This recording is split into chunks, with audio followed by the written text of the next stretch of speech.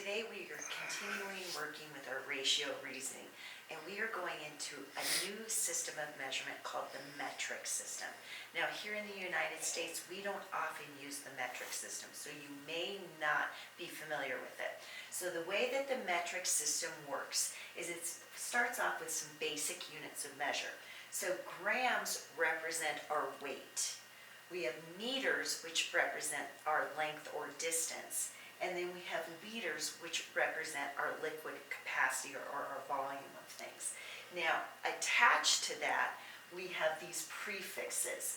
So we have kilo, hecto, deca, then there's our base units. Then we have deci, centa, milli. And the way that the system works is you're going to take one of the basic units and you're going to add a prefix to it. So we can have a kilogram, a decimeter, a milliliter. So you're always going to attach one of those units. Now, each of those units is based off of a power of 10. So if we have our base units, and we always start from our base unit, if we go to the right and we're converting to a smaller unit of measure, we're actually multiplying by a power of 10, which moves our decimal point one place for every power. And I like to use this step version because it helps me see the movement of my decimal points. So if I have 1 gram and I want to go to decigrams, my decimal point is right here. To move that one step over, I'm going to move that decimal one place. That becomes 10 decigrams. Again, we're going to start here at that base unit. So if I want to go to the centa, I need to move it 2 places over. That becomes 100 centigrams.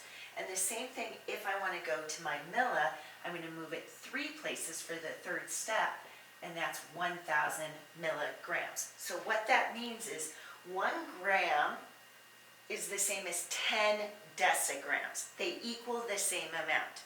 And 1 gram is the same as 100 centigrams. They're identical. If they were put on a balance, they would balance each other.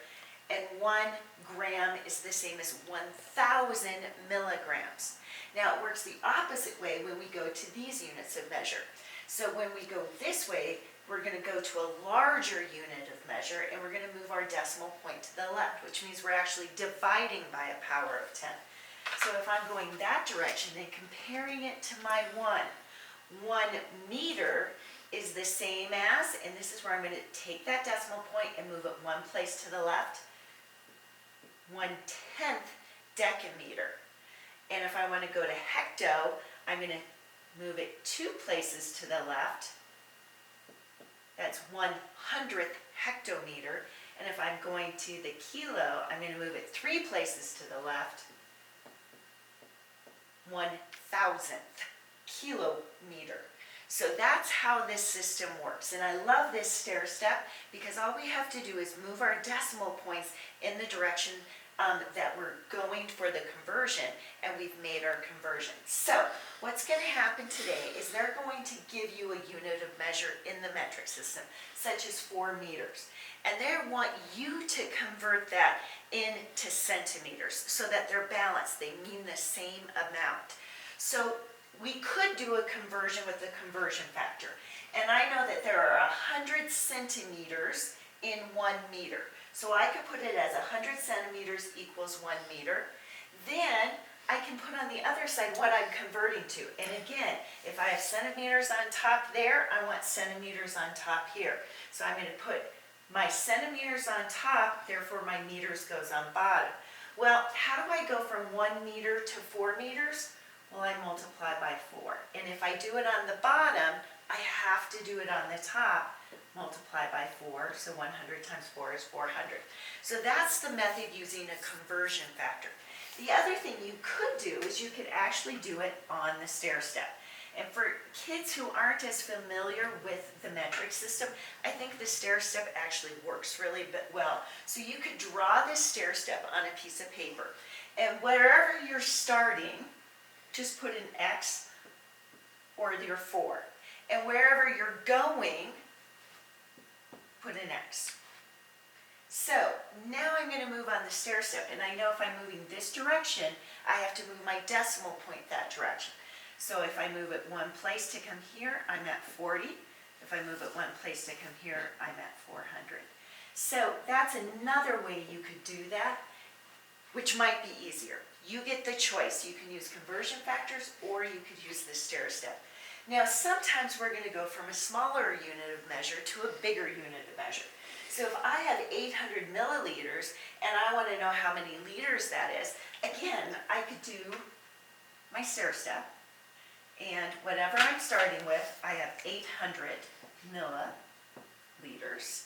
And wherever I'm going, I put an X. All I have to do is move that decimal point.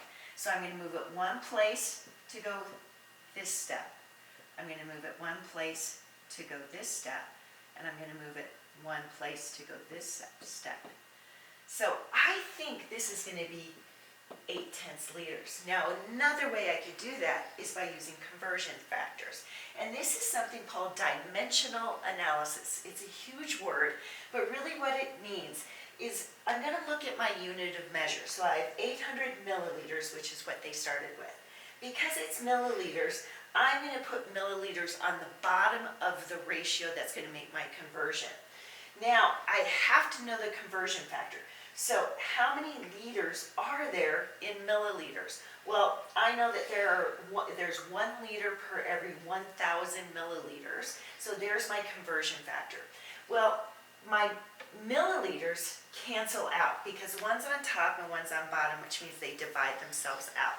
So really all I'm left with is 800 times 1 liter, which is 800 liters, but that 1,000 is still on the bottom.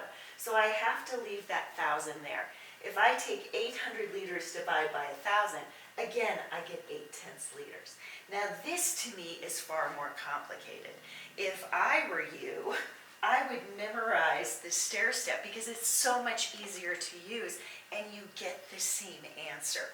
So for me, my preference is the stair step. I'm going to let you make your choice. It's up to you. Now go have some fun with math.